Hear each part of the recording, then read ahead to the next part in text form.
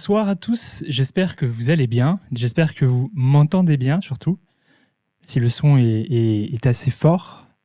Si je parle pas assez fort, n'hésitez pas à me le dire. Oui, il faut que je commence, ouais, mais après je vais crier dans mon micro sinon si je dois parler plus fort.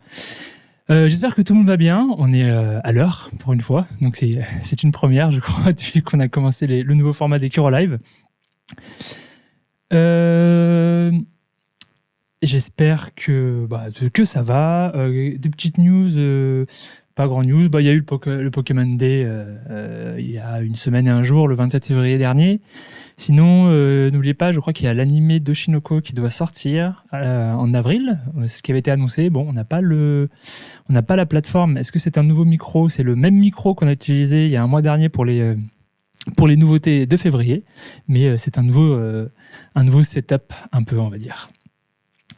Donc voilà, on va commencer cette présentation du mois, cette présentation des nouveautés du mois de mars, pardon. Je vérifie. Alors je suis plus ou moins tout seul pour faire les transitions et tout et switcher les cartons. Du coup, c'est une première pour moi aussi de faire tout ça tout seul. Du coup, si c'est un peu lent, s'il y a des petits mauvais switches de carton, soyez indulgents. Donc j'essaie de voir ça. Du coup, on va commencer. J'ai déjà oublié de mettre mon premier carton qui est avec mon nom. Voilà. Donc moi, je suis Augustin. Je suis responsable marketing chez Kurokawa. Et donc je suis là pour vous présenter les nouveautés de mars. On va commencer donc avec le premier titre, donc qui est un nouveau titre qui s'ajoute à notre collection chez Kurokawa, donc qui n'est pas une suite, un tome différent du tome 1, donc qui est le premier tome de donc Partners 2.0, qui est notre qui est notre dernière nouveauté ce mois-ci, qui est un titre à ne pas mettre entre toutes les mains. On me dit qu'il y a un léger grésillement. Un peu, bon, on va régler ça. Et du coup, donc c'est un titre à pas mettre entre toutes les mains parce que c'est un moins de 16 ans. Donc on suit deux personnages qui s'appellent Murata pour le jeune homme et Tomoka. Intervention de Cassie. C'est juste le grésillement de la lumière. Non, c'est pas la lumière. On entend un léger buzz. Oui, je sais. Excusez-moi, on met ma tombe. C'est pas grave. Désolé. Du coup, je reprends, excusez-moi. Du coup, donc, on suit Murata et Tomoka, donc, qui sont nos deux protagonistes, qui sont tous les deux donc, dans leur relation. Le manga commence où ils sont tous les deux dans leur relation respective. Ça se passe... alors, le son nickel, apparemment. Donc, voilà. Ça se passe, on va dire, pas très bien pour les deux. Murata, donc, qui est le jeune homme... il est en télétravail, il taffe toute la journée, sa copine lui envoie des messages tout le temps, et lui, évidemment, il taffe, donc il n'a pas le temps de répondre, il se concentre sur son travail, il lui dit « Pourquoi tu ne me réponds pas? Il faudrait que tu me répondes. Moi, quand je suis au travail, je te réponds. » Lui, là, il est saoulé, il fait « Non, mais c'est bon, je vais te répondre. » Donc après, il se voit, et il est là, et ils font leurs affaires, et elle est là « Vas-y, dis-moi 5 choses sur moi que tu apprécies, et je te pardonnerai. » Bon, un peu les deux relations, des comportements toxiques. Pour Tomaka, c'est un mec qui est complètement fan d'elle, et elle aime bien dire des vulgarités, on va dire des façons familières, pas très polies, de parler par exemple des organes génitaux, comme je vais pas juste dire les mots sur Twitch, sinon on va avoir des soucis.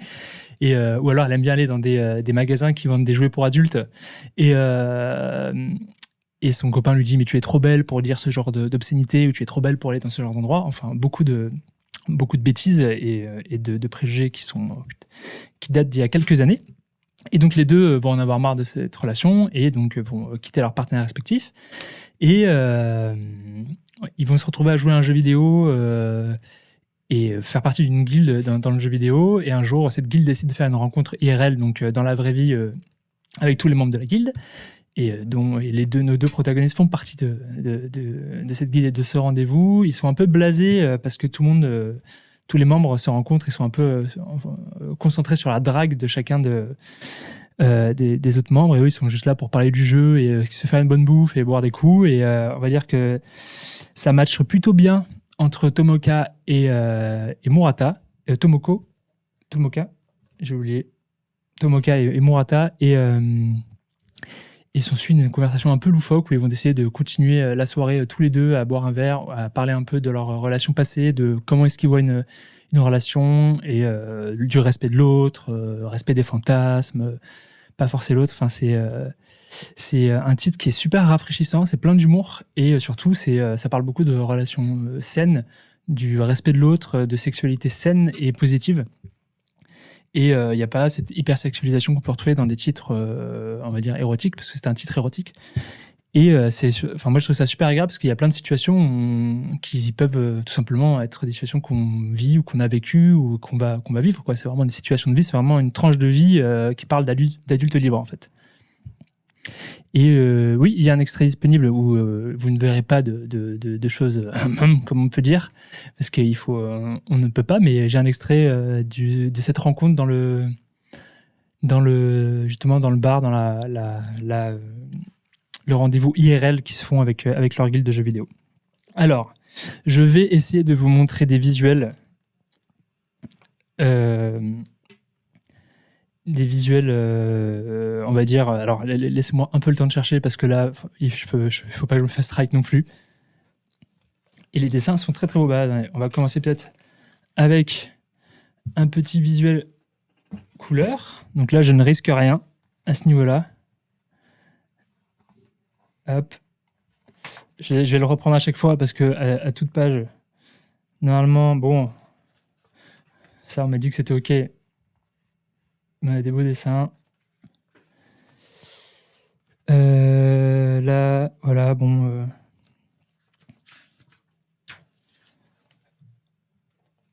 Nos deux protagonistes qui sont blasés. Je sais pas si je peux rapprocher pour que vous voyez un peu. Et je voulais, parce qu'il y a des très belles pages. Voilà. Le dessin est vraiment sympa. C'est un titre très agréable à lire. J'étais très surpris en le lisant. Et donc évidemment, il y a une dimension.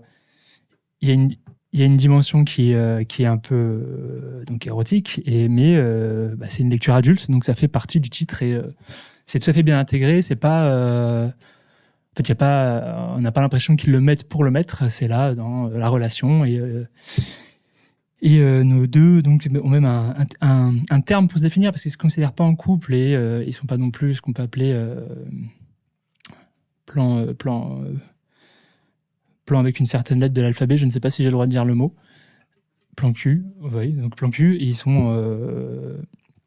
c'est plus que physique et c'est pas dénoué de sentiments, donc c'est un peu une relation entre deux. C'est pour ça qu'on a appelé ça Partners 2.0, parce que ça parle de relations modernes où on n'est pas vraiment dans une case, et ils se définissent comme des amili, c'est-à-dire des amis amicalement libres.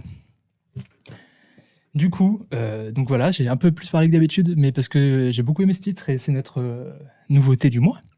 On va passer à un titre qui est assez attendu, parce que les dates de parution sont assez, on va dire, espacées, et que le mangaka aime bien revenir sur ses dessins, et il est très perfectionniste. Et je parle évidemment de One Punch Man, tome 26, avec une superbe couverture. On voit Tatsumaki dessus. Ah, j'ai la caméra qui vient de chauffer, et ça y est. Ouais, mais on est déjà connecté sur les... Et bien voilà, c'est revenu. Je vous mets du coup le visuel. Je pense que c'est la salle dans laquelle on est. Tout sort le 9 mars pour information. Du coup, voilà, vous avez la couverture en direct. Désolé, notre caméra a encore surchauffé. Comme on est dans une petite salle pour les lives nouveautés, ça arrive avec les projos et tout, ça arrive très rapidement. Désolé pour ce petit imprévu.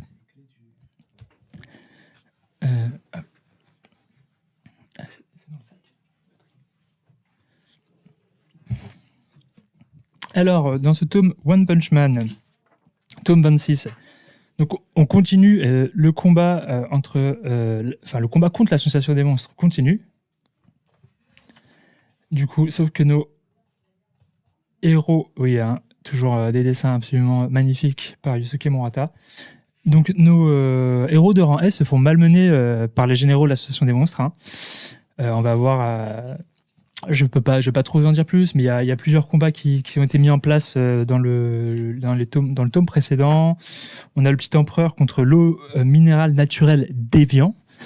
Atomic Samurai contre Norozoid, Zombieman contre Vanupier, et il y a notre trio de Bang, Fubuki et Bomb qui sont contre le chien Rex, qui sont tous donc des généraux de l'association des monstres, et ils se font tous malmenés, plus ou moins tous. Et dans ce tome, on a un combat qui va commencer donc entre notre cher... Désolé, hein, je vous cherche des visuels pour meubler contre notre cher Tatsumaki et un nouvel antagoniste ou pas sur le nouveau qui va arriver. Et ça va être un combat assez épique et très très très stylé, si je peux me permettre, accompagné des dessins de notre cher Murata. Et on va aussi continuer à observer la suite des aventures un peu loufoques entre Saitama et tac tac tac et Flashy Flash, qui sont dans cette sorte de mine, tous les deux dans un wagon. On dirait un peu une scène de jeu vidéo où ils sont en train d'explorer un tunnel tous les deux. Et Flashy Flash, il est très surpris de la résistance de Saitama qui pète tout sur son passage. Il se dit, c'est qui un peu ce gars qui débarque? Et on va aussi voir la suite du combat contre Garo et Super Black Brillant, qui va être aussi un combat incroyable, et ça va être un peu... on voit un peu l'évolution de notre cher Garo, et avec des planches toujours super stylées, quoi.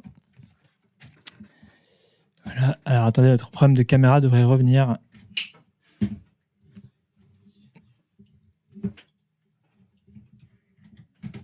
Assez rapidement. Et me revoilà. Désolé.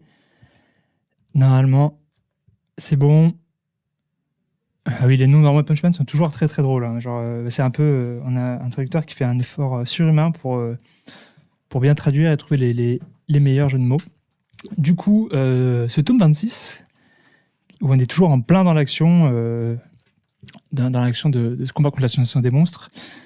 Je suis désolé, j'ai essayé de meubler en même temps qu'on revoyait la caméra, mais c'est toujours un plaisir, hein, de redécouvrir, enfin de redécouvrir, mais de continuer avec One Punch Man et avec ses dessins extraordinaires. Donc là, c'est surtout beaucoup d'action, beaucoup de combats. Je lis un grand combat qui attend un Tatsumaki, qui va être assez important, avec un nouvel ennemi ou pas.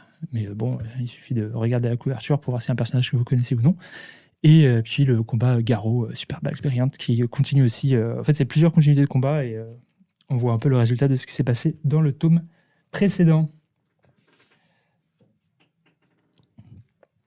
Du coup, on passe au troisième tome qui est le troisième titre de ce soir, qui est Demon Slave, tome 9, un autre titre où il va falloir que je fasse gaffe à ce que je vous montre, parce que là aussi on a un titre un peu de ecchi.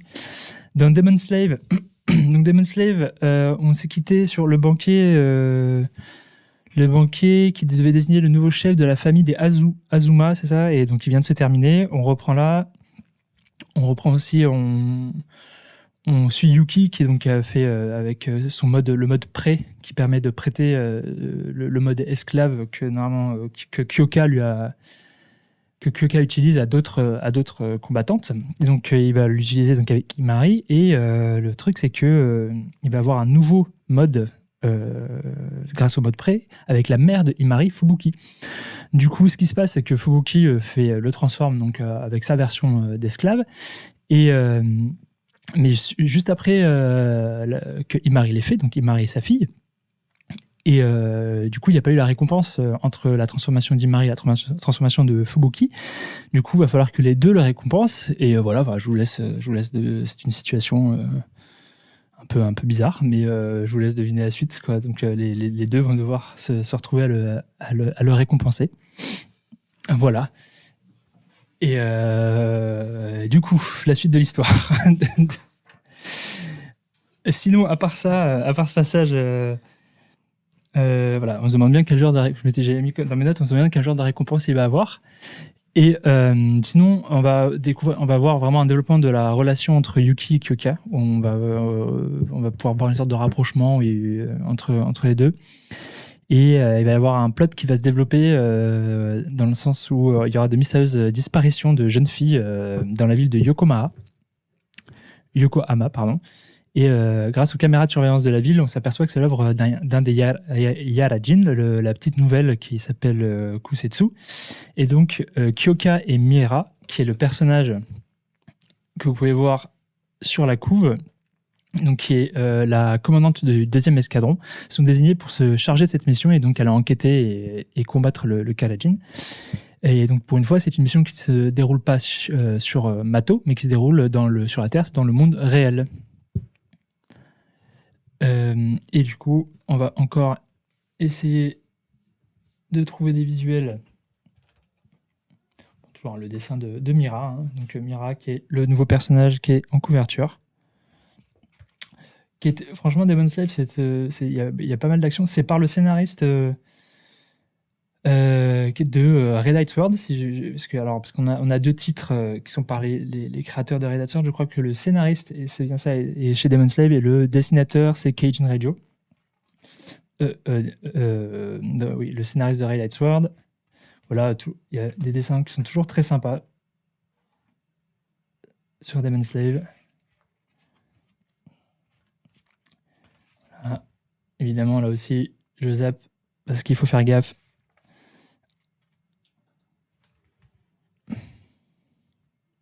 À la nudité. Et voilà. Et vous avez un extrait gratuit disponible dans le chat. Ah, alors, je vais lire un peu ce que vous dites sur le chat. Les dessins sont vraiment cool, l'histoire est plutôt prenante. N'hésitez pas à lire un premier tome pour tester, ça donnerait une bonne idée. Ouais. Oui, il y a un côté ecchi que après chacun ses goûts, mais qui fait partie de l'histoire. Et on vient de perdre la 2e caméra. Wouhou, il fait trop chaud dans cette salle, mais c'est bon, au moins vous me voyez toujours. Mais non, il y a un côté ecchi. Après, on aime ou on n'aime pas, mais c'est bien intégré dans l'histoire et il n'y a pas trop de soucis tant que vous êtes prévenus. Du coup, l'autre sortie de ce mois de mars, qui est aussi une super œuvre, qui est le tome 14 de Full Metal Alchemist, avec le magnifique Ling en couverture. D'ailleurs, petit rappel, en ce moment, on a un jeu concours sur les réseaux sociaux où on fait gagner une magnifique figurine de Ling, Ling/Grid, voilà, avec le film qui vient de sortir dans Ling/Grid. Et je n'ai peut-être que notre cher CM sur le chat pourra me rappeler la date de fin du concours, car je ne l'ai pas en tête. Mais en tout cas, allez-y, hein, c'est sur Twitter, Facebook et Instagram. Je pense qu'on l'a commencé... Voilà, et il se finit dimanche soir. Donc dépêchez-vous si vous voulez gagner cette figurine qui est ultra rare et qui est absolument canon. J'ai failli vous la regarder pour moi durant quand on l'a reçue, et j'ai trouvé tellement belle que j'avais pas envie de la filer. Donc, qu'est-ce qui se passe dans ce tome 14 ? Alors, on a plusieurs groupes qui étaient un peu séparés à travers l'histoire. Et mais se sépare du groupe qui était avec Alphonse, Scar, Winry et Marco dans un premier objectif de retourner dans l'Empire de Xin avec Envy comme trophée. Sauf qu'il arrive à l'en dissuader en lui disant non mais de toute façon tu vas voir, je vais crever avant d'arriver là-bas, tu vas passer pour une débile. Donc il dit pourquoi pas on n'irait pas à Centrale, et donc il arrive à la convaincre d'aller vers Centrale. Ed retrouve Rose chez elle et découvre qu'elle n'est pas seule avec un personnage. On va pas non plus trop spoiler ceux qui ne connaissent toujours pas Full Metal Alchemist, mais il y a un autre personnage qui est avec Rose qui est très important dans l'histoire. Et en parallèle, on a donc Ling Grid, ce personnage en couverture, cette magnifique couverture, qui se chamaille avec Grid. En fait, Ling et Grid se chamaillent en discussion interne. Et donc, on se rend compte un peu dans ce tome qu'on commence à entamer les mécaniques de fin. Donc, je vous rappelle que Full Metal Perfect, c'est C'est c'est en 18 tomes, donc on est au tome 14, mais on peut voir que on a déjà un peu les premières démarches pour que tout le monde se retrouve à Centrale pour le grand regroupement final. On commence à tout mettre en place. Pour le concours, c'est pas le concours du live. Là, le concours dont j'ai parlé, c'est qu'il y a un jeu concours sur nos réseaux sociaux, sur Instagram, Facebook et Twitter, donc où il faut follow nos comptes sur les réseaux sociaux, où vous pouvez gagner une figurine de Ling Creed, et il y a un jeu concours sur le live Twitch qui va arriver un peu plus tard, où on vous fait gagner une figurine, j'ai oublié d'en parler d'ailleurs au début du live, pardon, où on fait gagner une figurine de Alphonse qui est ici, voilà, qui est toujours dans son emballage comme vous pouvez le voir.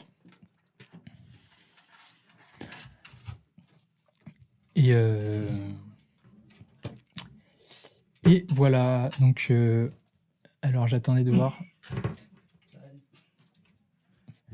On va pas récupérer notre deuxième caméra.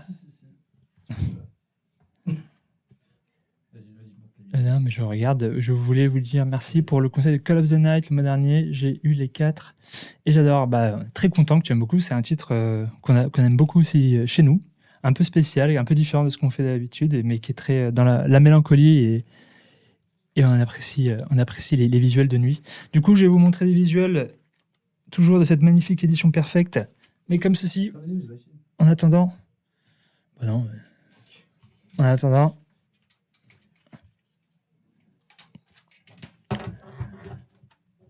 Hop. Est-ce que j'en ai pas un peu de. Un petit truc un peu plus stylé. Voilà. Et puis.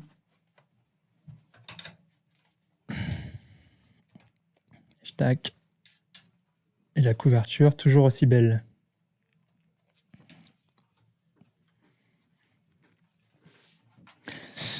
Ensuite,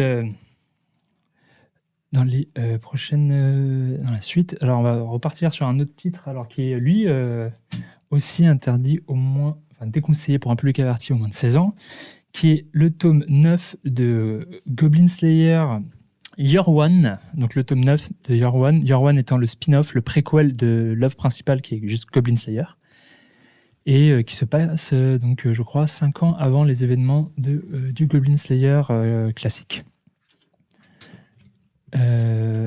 Tac. Du coup, dans ce tome, on continue l'examen, si on se rappelle... Ah pardon, faut pas que je m'écarte trop du micro, sinon on n'entend plus. Je vais enlever la casquette parce que j'ai chaud. Il fait chaud avec les spots. Vous m'excuserez. Du coup, notre crève-gobelin était en train de subir un examen pour changer de rang. Je crois que c'est pour passer en rang argent.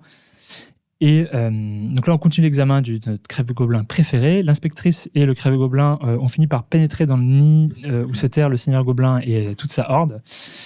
Et donc, avec grande surprise, ou pas, parce que à force, si on connaît les titres de Goblin Slayer, on y trouve une fille qui est prisonnière, enfin prise en otage, et on peut imaginer ce qui lui est arrivé. Si vous avez lu aussi les premiers tomes de Goblin Slayer, il est assez clair sur ce qui arrive aux pauvres humaines qui se font capturer par les gobelins.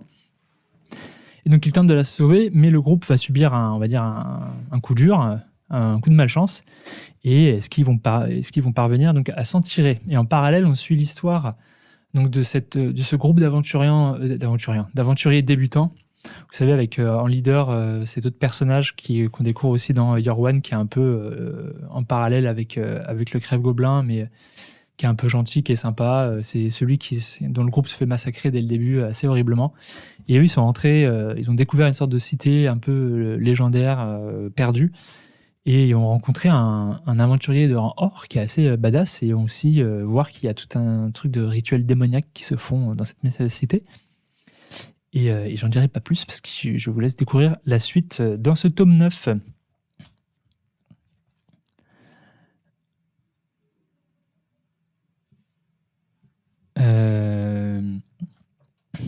Et du coup, je vais vous montrer quelques visuels parce que normalement notre caméra remarche.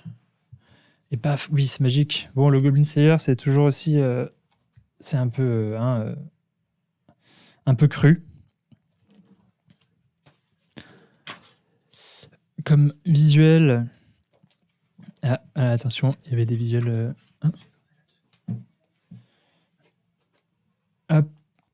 le coup dur en question. Toujours une belle page.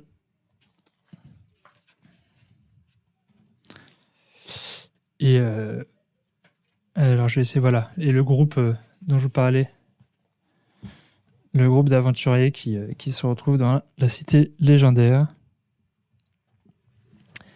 Et voilà pour Goblin Slayer, Year One, tome 9.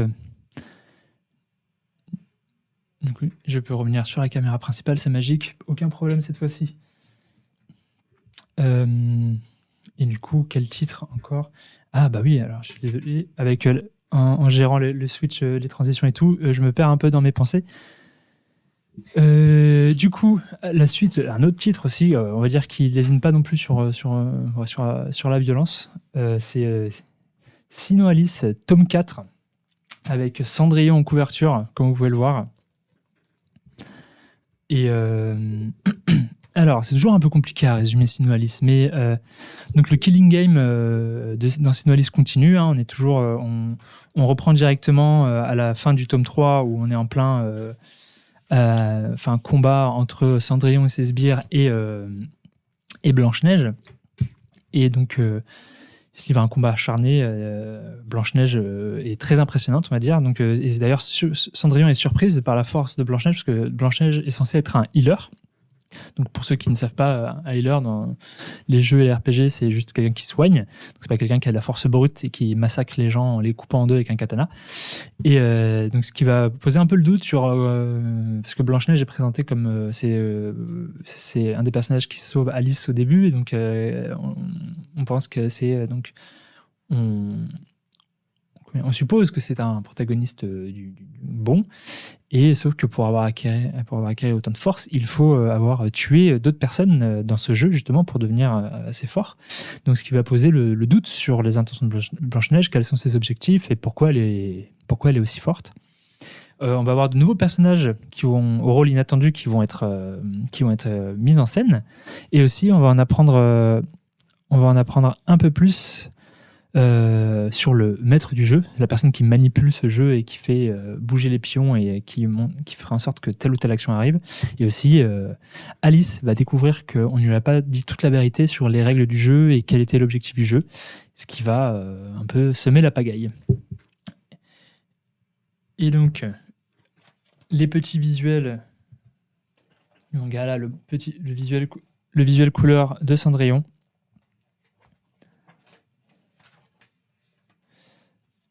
Je sais pas si je peux montrer beaucoup de violence, mais comme je l'ai dit, hein, Sinnoh Alice, c'est toujours très... On va dire que de toute façon, généralement, les œuvres de Yoko Taro, ils font pas dans la dentelle au niveau de ce qui se passe dedans. Hein. Je me rappelle Drakengard qui est aussi chez nous. C'était assez cru. Oui, puis aussi, j'avais oublié, il y a le Chaperon Rouge qui va revenir et qui va se mêler dans ce combat. Et le Chaperon Rouge, on avait pu voir qu'elle était assez forte, mais là, on va comprendre qu'elle est complètement badass.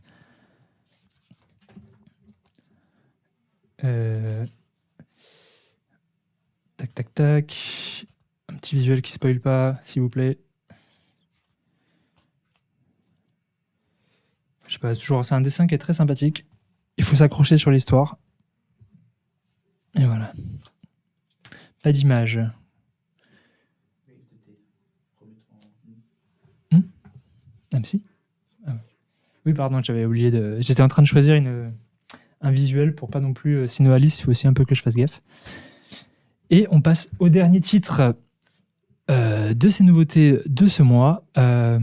Alors pour le coup, pour Ultraman tome 18, je n'ai pas lu encore, je n'ai pas attaqué l'œuvre, donc je ne me suis pas, j'ai pas voulu me spoiler. Je vous lirai donc le 4e de couverture. Donc après avoir révélé sa vraie nature, Bémulard est tombé au combat sous les assauts du Z-Ton-Corps. Rena décide de faire face à son destin en acceptant son lourd héritage pour faire triompher la justice. Mais pendant ce temps, les crimes visant des extraterrestres se multiplient. Je sais, mais il y a plein de choses qu'il faut que je commence.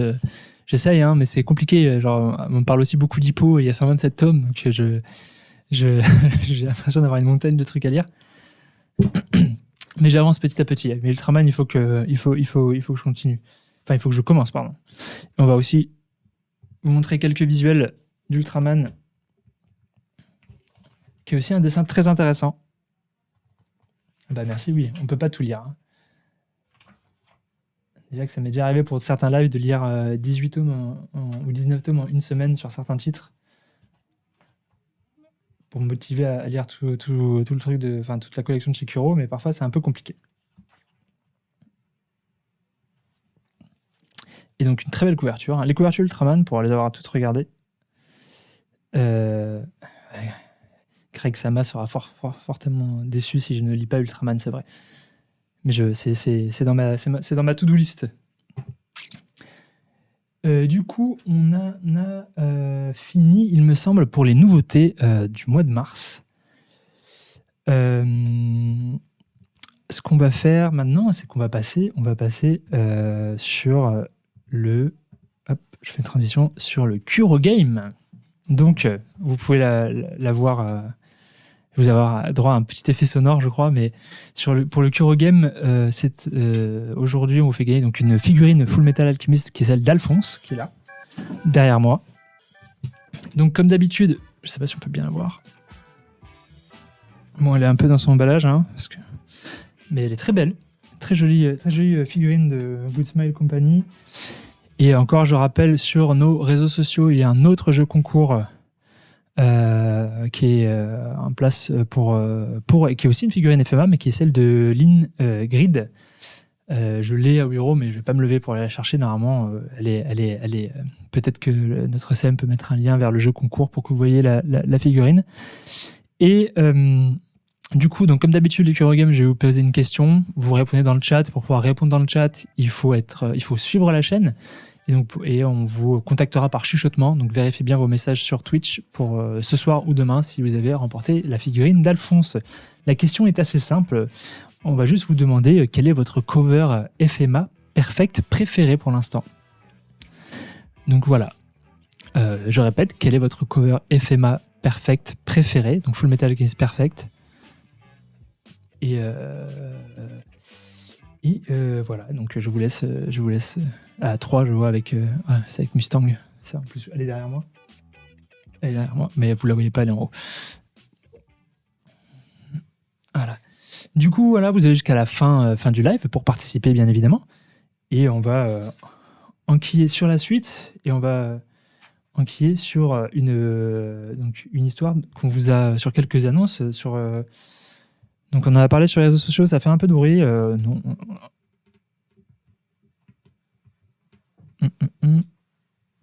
J'ai un souci dans mes trucs.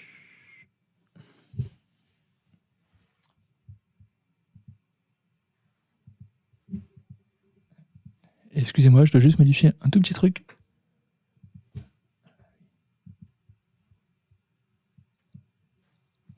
Hop, j'arrive. Il y a une erreur en live. Et voilà. Tout est bon. Du coup, hier soir, on a annoncé une prime à l'achat. Voilà, le truc avait disparu du machin. Et donc, avec Partners 2.0, je vous rappelle qu'il est notre nouveauté de mars. Vous avez chez Weltware, quand vous achetez un tome, droit à un préservatif brandé Partners 2.0. Donc, on pense à votre sécurité, pensez à vous protéger, c'est important. Et je répète, c'est bien un préservatif. Hein. À un moment, on ne va pas non plus vous fournir pour toute l'année, mais mais le voici. Et je vais vous le montrer un peu plus en détail. Il est très sympa.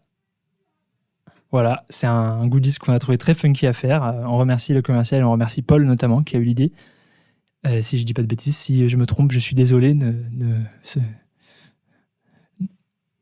Et en plus, c'est une idée qui a beaucoup plu parce qu'on a vu que l'autrice, donc Soryu, a retweeté notre vidéo hier soir et a été très heureuse de voir. Voilà. Et donc, c'est comme le préservatif, parce qu'ils utilisent des préservatifs, on se protège, c'est important, je le répète, dans le manga. Et c'est le dessin du préservatif dans le manga. Et donc, oui, c'est des préservatifs tout à fait utilisables qui sont homologués. Et, c'est pas juste pour faire beau. Après, vous pouvez les garder parce qu'ils sont assez sympas au niveau du visuel, mais ils sont utilisables. Alors, on voit déjà avec quelle taille. La taille standard, hein, on ne s'est pas cassé la tête. Je vous avoue que je ne sais pas, mais je pense que c'est du standard. Et donc, voilà. Donc ça, c'est pour la prime à l'achat pour Partners 2.0.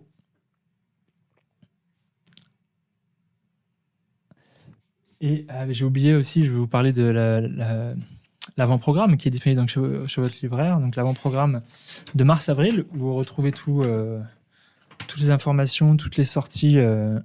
Je vois toutes les sorties donc du mois de mars et celles prévues pour le mois d'avril. On vous fait part aussi des sorties de notre petite sœur Kotoon, donc qui est la maison d'édition de Webtoon. Et derrière, vous pouvez le voir, vous avez un magnifique poster de Knut dans Vinland Saga, parce que c'est un peu je ne sais pas si vous suivez l'animé, mais c'est un peu le moment Vinland Saga, une série dont on est très fier et qu'on adore. Et donc ça, vous pouvez le retrouver chez votre libraire, donc dans la limite des stocks disponibles. Mais voilà. Et ensuite, en autre annonce, qu'est-ce qu'on a ? Ah, voilà. Alors, Vinland, il faut lire, c'est un chef-d'œuvre. C'est top. Après, ce n'est que mon avis personnel, mais c'est super. Donc, une autre annonce. Je vous annonce donc la venue de Takashi Morita en France, donc qui sera là sur plusieurs dates. Donc d'abord, il a été annoncé, il sera là pour Quai du Polar. Quai du Polar, je me demande si j'ai pas un problème sur mon visuel. Non, c'est Quai du Polar. J'ai un bug sur l'écran. Bon, Quai du Polar, donc du 31 mars au 2 avril. Ensuite, il est confirmé, il y aura une rencontre à la Fnac Montparnasse le 6 avril, mercredi 6 avril. Il y aura aussi une autre séance de rencontre dans une ville en province. On a... Qui c'est, pardon. Takashi Morita, c'est l'auteur de Arsène Lupin, donc qui est et je l'ai derrière. Qui est l'œuvre donc qui adapte très fidèlement le Arsène Lupin, donc les titres de Maurice Leblanc. Et il sera là donc aussi pour une rencontre à la Fnac Montparnasse le 6 avril. Il y aura une autre rencontre organisée un jour après ou 2 jours après, j'ai pas la ville encore, en province. Et ensuite, il sera à notre Kuro Fan Tour à Lille le 8 avril, donc dans les librairies Le Furet du Nord. Et voilà, donc Takashi Morita, je vous ai donné les 3 dates importantes. Et donc oui, j'aurais pu aussi rappeler, mais c'est pas pour tout de suite. Ça sera à partir de la fin du mois. Vous avez l'opération La Gourde. Attends, je vais prendre celle que j'utilise parce que j'ai soif. La Gourde Spy Family est disponible à partir du 30 mars chez votre libraire pour l'achat de 2 tomes. Spy Family, je sais que certaines personnes, ça les embête parce qu'ils sont déjà à jour, on est désolé. Ce genre d'opération, c'est des choses qui nous sont imposées par nos ayants droit japonais. Après, libre aux libraires, les libraires sont libres de vous renseignez-vous auprès d'eux et voyez avec eux si vous ne pouvez pas vous débrouiller pour avoir une gourde Spy. Après achat, évidemment, oui. Parce que vous n'allez pas arriver et lui dire donne-moi une gourde, il faudra lui acheter quelque chose quand même dans sa librairie. Et je pense qu'on est bon sur le planning. Je n'ai rien oublié. On ne me dit rien dans l'oreillette. Ah bah oui, c'est vrai. On fait un petit rappel, on sera à Bourg-en-Bresse le 18 mars pour un Kuro Fan Tour aussi. On ne vous a pas donné les détails encore, et ça va bientôt arriver, mais rappelez-vous qu'on sera toute l'équipe. Moi, je serai là derrière les caméras parce qu'on aura une conférence. On n'a pas le sujet encore. Oui, voilà, putain, une conférence très intéressante avec donc Greg Sama, donc qui est le directeur de Kurokawa, et Fabien Vautrin, qui est notre directeur artistique. C'est la personne qui est derrière l'adaptation des couvertures sur nos mangas. Donc, ce sera une conf à ne pas louper et elle sera retransmise aussi sur Twitch, comme d'habitude. Donc voilà, pour les news, je pense qu'on est bon. Sinon, on se retrouve normalement, je pense qu'on fera notre live thématique, donc le deuxième live du mois autour du 28 mars. Donc on se retrouvera mardi 28 mars. Sinon, on se retrouve le 11 avril.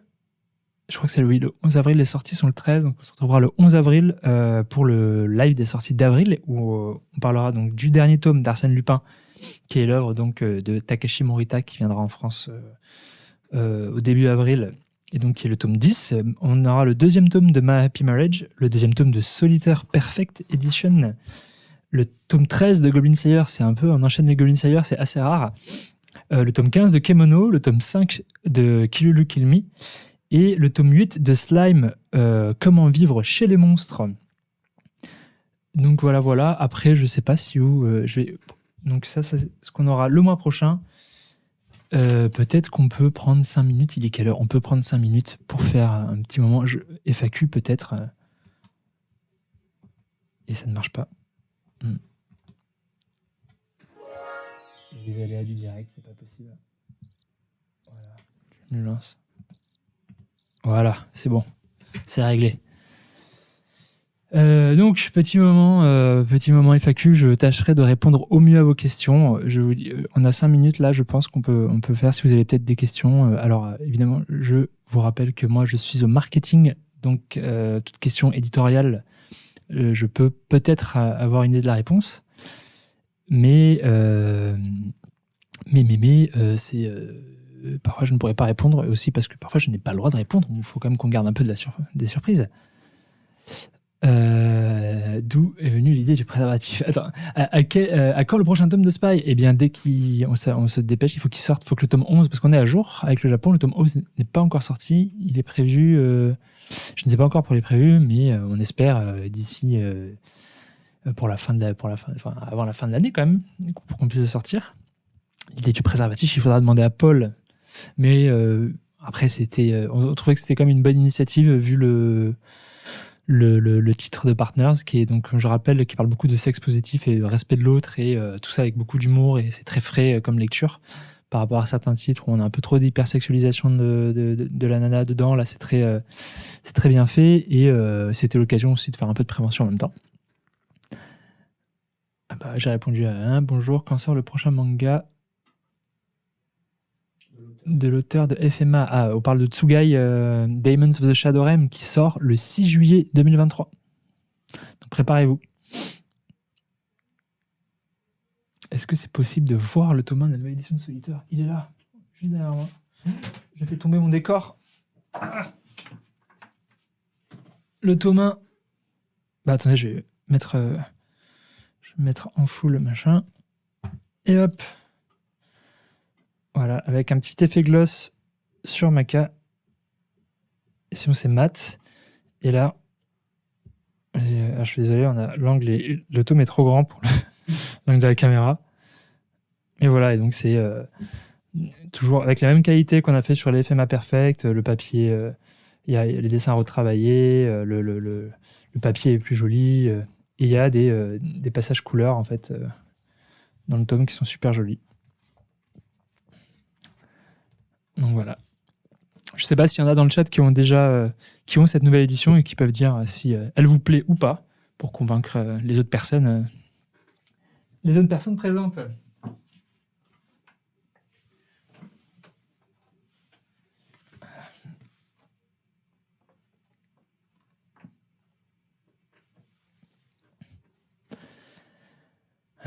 C'est bien Solitaire. Solitaire, c'est top.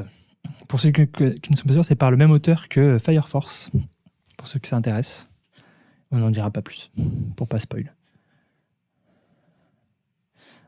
À quand un rachat de Tokyo Ghoul et un remake Perfect Edition? Alors, je ne crois que Tokyo Ghoul, ce n'est pas chez nous.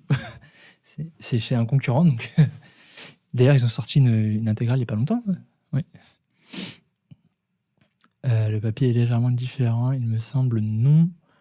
C'est possible dû aux augmentations de papier qu'il y a eu dernièrement. et le format aussi, oui. Mais je ne sais pas s'il dit différente de quoi, mais il faut, hein, Solitaire, il faut se laisser tenter. C'est un plaisir. Savez-vous s'il y aura un nouveau collector pour moi quand je me réincarne en slime? Je n'ai pas d'informations là-dessus pour l'instant. Et vous songez à publier un manga dans la même veine que Blue Flag? Si on en trouve un dans la même veine que Blue Flag, on cherchera à l'avoir parce qu'on avait adoré publier Blue Flag. Oui, après, si vous avez, je rappelle que si vous avez des idées, j'ai plus l'adresse mail en tête, mais peut-être que notre cher CM la retrouvera. On a une adresse mail, vous pouvez nous envoyer vos idées de titres qui pourraient nous intéresser et on prend tout en considération. Il faut savoir qu'il faut quand même qu'on reçoit beaucoup de demandes et on n'est pas les seuls parfois sur un titre, donc on considère tout ce que vous nous demandez. J'ai tout, on note tout sur un petit Excel, tout ce qu'on nous envoie à chaque fois. Il y a une raison, changement de temps. Généralement, s'il y a des changements de temps de parution, s'il y a des retards, c'est soit des problèmes qui sont liés soit avec les ayants droit ou des négociations, ça peut être des problèmes de traduction, ça peut être des problèmes d'impression, ça peut être plein. Il y a plein de facteurs qui peuvent jouer sur le retard d'un titre. Pas de news pour un collector sur FMA, mais il faut savoir que sur le prochain titre de Arakawa, qui est l'autrice de Full Metal Alchemist, donc pour Tsugai, pour le tome 1, vous aurez un collector. Je n'ai pas encore l'idée du contenu de ce collector, mais vous aurez un collector dès le tome 1 pour Tsugai et Demons of the Shadow Realm. Oui, s'il vous plaît, pour les idées de manga, proposez-le sur le mail pour pas flood le chat, comme ça, nous, on regardera ça à tête reposée demain. Où se passeront les prochains Kurofan Tour? On a Bourg-en-Bresse le 18 mars et Lille, j'ai pas la librairie en tête à Bourg-en-Bresse, et Lille, c'est le 8 avril à la librairie Le Furet du Nord à Lille.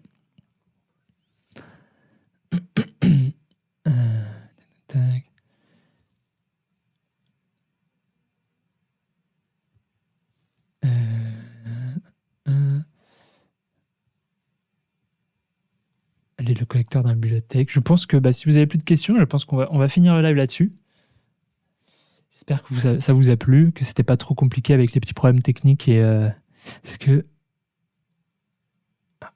le fanbook Eyes Only de Spy Family a ses chances d'être publié un jour en France? Je sais pas.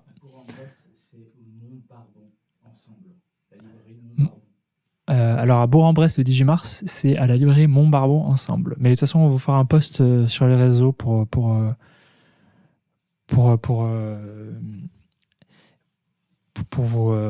rappeler toutes les informations. Et bien, Kazuto, tu seras le bienvenu si tu viens nous voir à Bourg-en-Bresse.